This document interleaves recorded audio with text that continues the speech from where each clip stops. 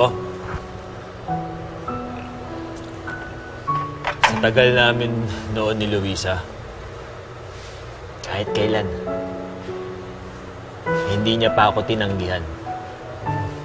Kahit saan ko siya yayain, kahit anong plano ko, sinusunod niya. Kasi nga, iba na ngayon. Alam mo, tingin ko, mas gwapo sa akin yung napangasawa nun. May pera.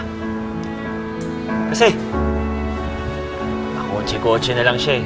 Ito pa, may driver pa.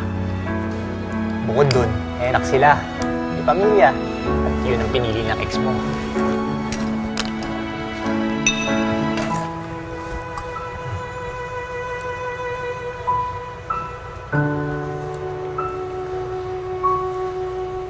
Sinubukan ko rin naman sa kanya ibigay eh. Pera.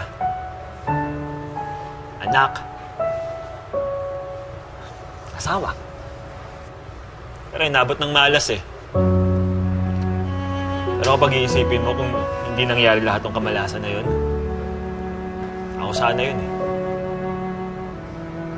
Ako yung asawa niya. Anak namin yung batang yun.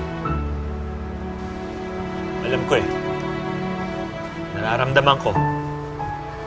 Ramdaman ko pare, ako pa rin yung mahal niya eh. Pero wala na tayong magagawa. Kasal na yung tao. Yun yung pinanindigan niya eh. At least, pre, alam mo na ilagay mo ngayon. Makapagsimula ka na mag-move on.